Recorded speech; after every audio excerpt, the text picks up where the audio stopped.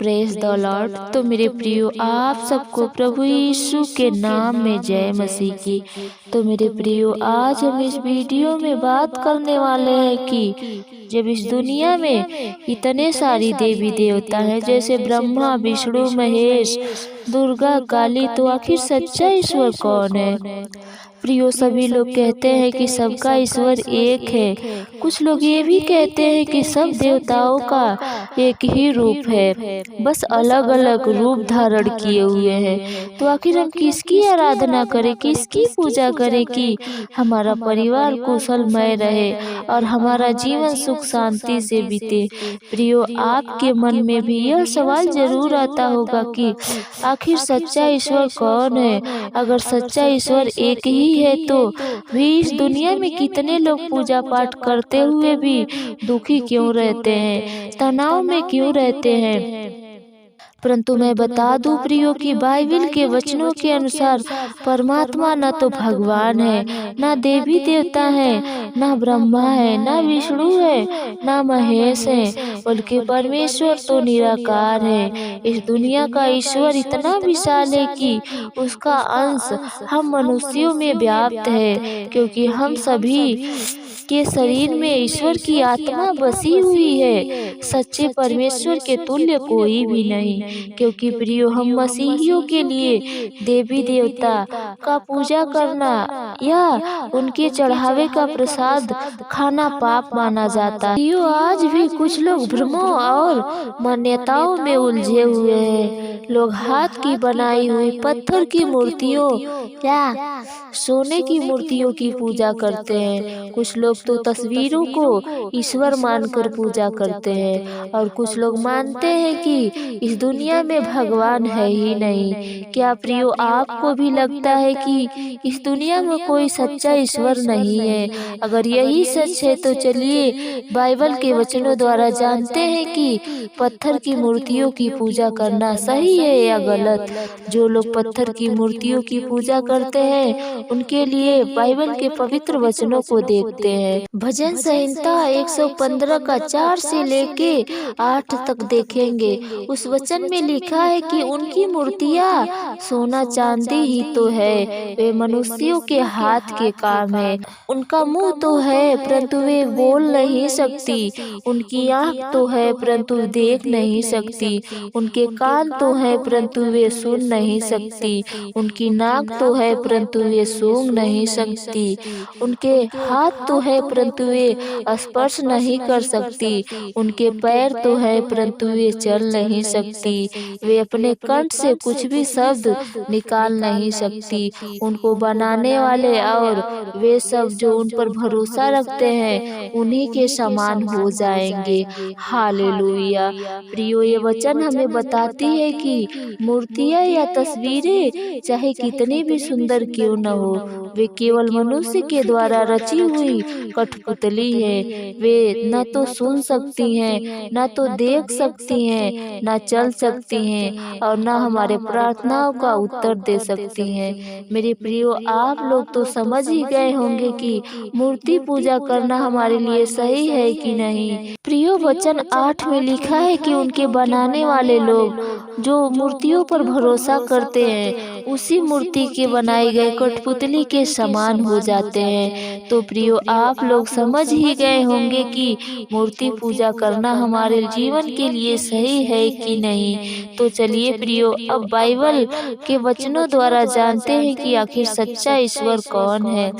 भजन संहिता 115 वचन 3 में लिखा है कि परंतु हमारा परमेश्वर तो स्वर्ग में है, जो कुछ वह चाहता है वह करता है। और यशायाह 45:5 में भी लिखा है कि सच्चा परमेश्वर वही है जिसने समस्त सृष्टि की रचना की, वह अदृश्य और निराकार है। बाइबल वचन में लिखा है कि हमारा परमेश्वर तो स्वर्ग में विराजमान है।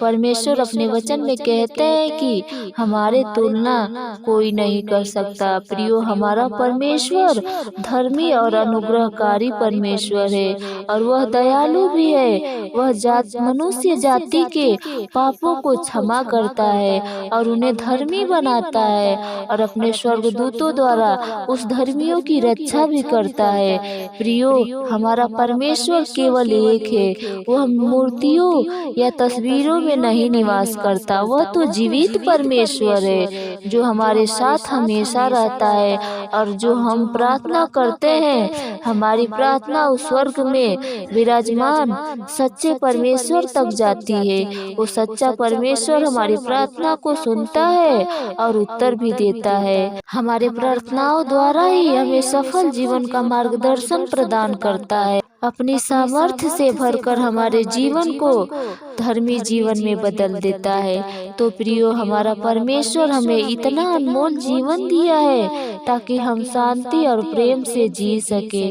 जिसमें ना कोई दुख, ना कोई तकलीफ, ना कोई तनाव है। आप लोग अपने जीवन में किस ईश्वर को चुनना चाहेंगे? क्या आप लोग भी उस हाथ से बनाई गई कठपुतली की पूजा करेंगे जिसमें ना जान है, ना सामर्थ्य है, ना ही वो दिव्य शक्ति है जो हमारे प्रार्थनाओं का उत्तर दे सके?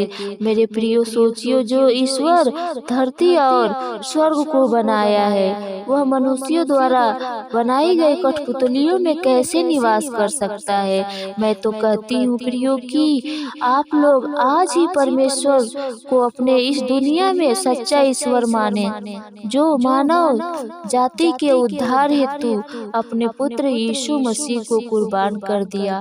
हमारे गुनाहों के कारण प्रभु यीशु मसीह मारे गए और प्रियो, प्रभु यीशु मसीह में ही हमें शांति और जीवन का उद्धार मिलता है और हमारे उस परमेश्वर के पास भी हमारे जीवन का सच्चा शांति और जीवन का उद्धार है।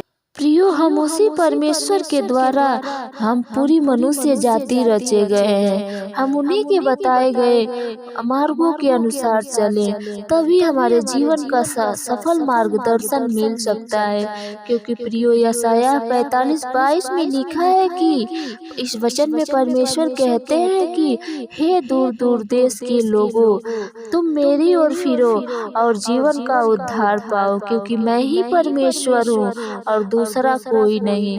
हालेलुया। प्रियो, परमेश्वर अपने पवित्र वचन के द्वारा हमें सफल जीवन का मार्गदर्शन करा रहे हैं। प्रियो, हम मसीहियों का केवल एक ही सच्चा ईश्वर है जो पवित्र आत्मा से भरा हुआ है और हम सब पवित्र आत्मा के द्वारा ही उद्धार पाते हैं। प्रियो, आप बाइबल वचनों को पढ़ें और समझें कि परमेश्वर यहोवा ही आखिर सच्चा ईश्वर है। वह हम सब मनुष्य जातियों से प्रेम करता है और अपने वचनों के द्वारा कह भी रहे हैं कि अपने भ्रमित मार्गों को छोड़कर उस हमारे बताए हुए मार्गों के अनुसार चलो जो सच्चाई और स्वर्ग की ओर ले जाता है। तो आज का ये परमेश्वर का पवित्र वचन हमें आमंत्रण कर रहा है कि हमें न ही किसी कठपुतली की पूजा करनी है और न ही किसी मनुष्य के द्वारा हाथ से बनाई गई मूर्तियों की पूजा करनी है, जिसमें ना कोई जान है, ना कोई सामर्थ्य है, ना हमारे प्रार्थना का उत्तर दे सकती है। प्रिय, बाइबल वचन में लिखा है कि मेरी ओर फिरो और जीवन का उद्धार पाओ।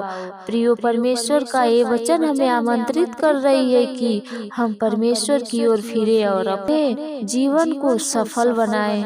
प्रियो, परमेश्वर का ये पवित्र वचन किसी विशेष जाति या धर्म के लोगों के लिए नहीं है, बल्कि पूरी मानव जाति के लिए परमेश्वर का पवित्र वचन है, जो हमें जीवन के उद्धार की ओर ले जाती है और हम परमेश्वर के बनाए गए स्वर्ग में प्रवेश कर सकते हैं। तो प्रियो, आप लोगों को समझ में आ ही गया होगा कि आखिर सच्चा ईश्वर कौन है। प्रियो, ये वीडियो किसी धर्म या जाति के भेदभाव के लिए नहीं या किसी मनुष्य को ठेस पहुंचाने के लिए नहीं है, बल्कि इस वीडियो में उस सच्चे ईश्वर की पहचान कराई गई है जिसके द्वारा हर मनुष्य जाति को सफल और अनंत जीवन मिलता है।